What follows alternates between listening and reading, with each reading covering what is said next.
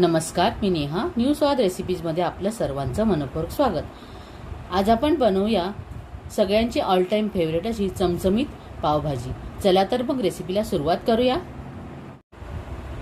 पावभाजी बनवण्यासाठी मी इथे 3 मोठ्या आकाराचे बटाटे बारीक चिरून घेतलेले आहेत. एक छोटा गड्डा फ्लॉवर घेतलेला आहे. एक छोटा गाजर कापून घेतलेला आहे. एक छोटं बीटरूट कापून घेतलेलं आहे. एक वाटी मटारचे दाणे, फ्रेश मटारचे दाणे घेतलेले आहेत आणि एक मोठी सिमला मिरची बारीक चिरून घेतलेली आहे.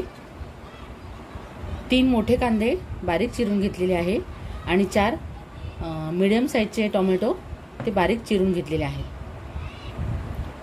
मसाल्यामध्ये आपण 1 चमचा जिरे घेतलेले आहेत. 1 टेबलस्पून आलं लसूण पेस्ट घेतलेली आहे. हिंग घेतलेले आहे. मिरची पावडर घेतलेली आहे. 2 टेबलस्पून इथे मी काश्मीरी लाल मिरची पाण्यात भिजवून ठेवली होती 2 तास, ती बारीक वाटून घेतलेली आहे. 3 चमचे पावभाजी मसाला घेतलेला आहे. 1 टीस्पून कसुरी मेथी घेतलेली आहे आणि बारीक चिरलेली कोथिंबीर घेतलेली आहे. चवीनुसार मीठ, 1 लिंबू घेतलेला आहे आणि 1 हिरवी मिरची बारीक चिरून घेतलेली आहे. आता गॅसवरती मी कुकर गरम करत ठेवलेला आहे. त्यामध्ये 2 टेबलस्पून तेल घालून घ्यायचं आहे. आता याच्यामध्ये 2 टेबलस्पून तेल टाकलेलं आहे आणि 1 मोठा चमचा बटर टाकून घ्यायचं आहे. ते तापलं की त्यामध्ये जिरे टाकून घ्यायचे.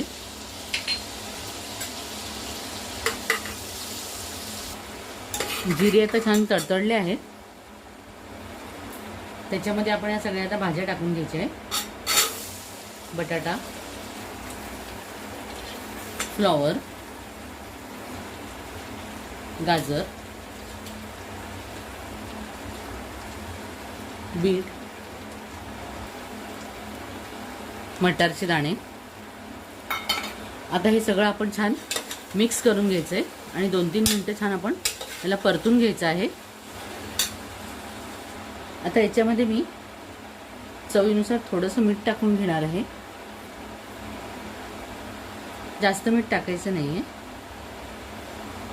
आणि 1 चमचा पावभाजी मसाला टाकून घ्यायचा आहे आणि पुन्हा एकदा छान मिक्स करून घ्यायचं आहे. आता भाज्या 2 ते 3 मिनिटं मी छान परतून घेतलेल्या आहेत आणि मसाला पण छान याला लागलेला आहे. याच्यामध्ये आता थोडंसं पाणी टाकायचं आहे. मी इथे 1 ग्लास पाणी फक्त टाकणार आहे. भाज्या बुडतील एवढंच पाणी आपण टाकायचं आहे.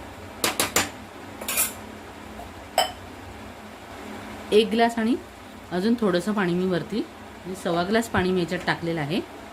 3 शिट्ट्या करून घ्यायच्या. थोडंसं तेल टाकून घेणार आहे. बटर शिवाय तर पावभाजी अपुरीच आहे. आता याच्यामध्ये हा कांदा टाकून घ्यायचा आहे. आता कांदा छान आपल्याला परतून घ्यायचा आहे.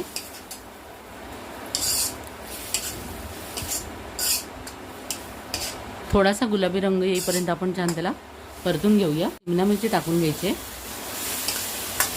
बारीक चिरून घ्यायची शिमला मिरची. थोडासा टोमॅटो टाकून घेणार आहे आणि बाकीचे याची मी प्युरी बनवून घेतलेली आहे ती आता आपण याच्यात टाकायची आहे. हा बारीक चिरलेला टोमॅटो इथे टाकलेला आहे. ही पावभाजी आपण तव्यावर पण करू शकतो, ज्यांच्याकडे मोठा लोखंडी तवा असेल.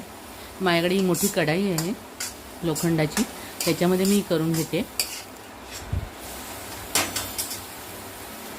आता 3 ते 4 मिनिटं मी छान परतून घेतलेलं आहे आणि आता ही टोमॅटोची प्युरी याच्यामध्ये टाकायची आणि ते चांगलं मिक्स करून घ्यायचं आहे. आता याच्यामध्ये आपण ही बारीक चिरलेली हिरवी मिरची टाकून घ्यायची.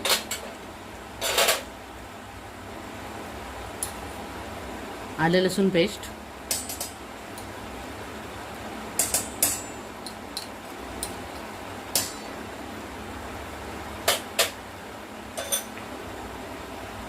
थोडासा हिंग टाकून घ्यायचं आहे.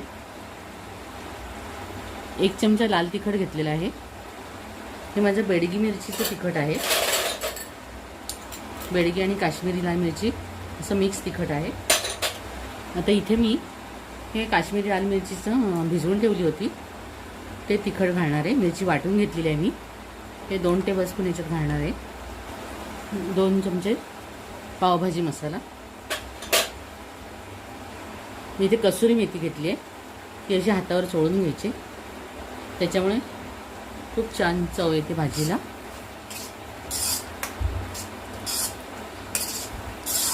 आता कढईने तेल सुटायला लागले म्हणजे आपला मसाला छान तयार झालाय.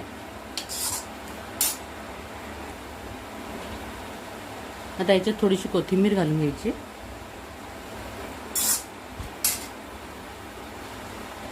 आता इथे मी एक अर्धा ग्लास गरम पाणी टाकून घेणार आहे, म्हणजे आपले मसाले छान एकजीव होतील याच्यामध्ये. तर तुम्ही बघू शकता किती छान कलर आलेला आहे.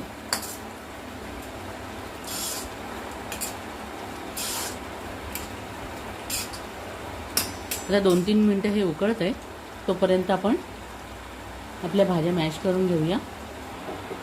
आता आपल्या भाज्या छान शिजलेल्या आहेत. आता त्या आपण मॅश करून घ्यायच्या आहेत. आता आपला मसाला पण छान झालेला आहे, तुम्ही बघू शकता. आता याच्यात आपण मॅश केलेल्या भाज्या टाकून घ्यायच्या आहेत.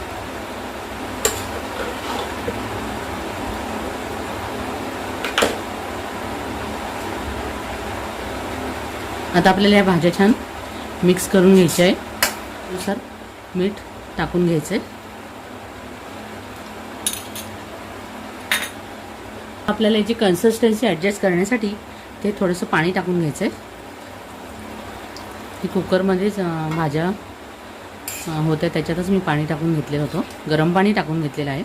आता मी इथे एक लोखंडी तवा तापत ठेवला आहे आणि त्याच्यामध्ये बटर टाकून घेणार आहे. इथे आता बटर टाकून घेतले, त्याच्यामध्ये आपण थोडीशी पावभाजी टाकून घ्यायची आणि त्याच्यावर थोडीशी कोथिंबीर.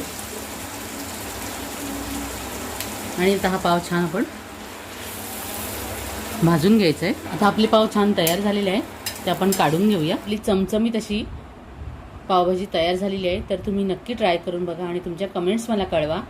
माझी रेसिपी आवडल्यास नक्की लाईक करा, शेअर करा आणि चॅनलला सबस्क्राईब करायला विसरू नका.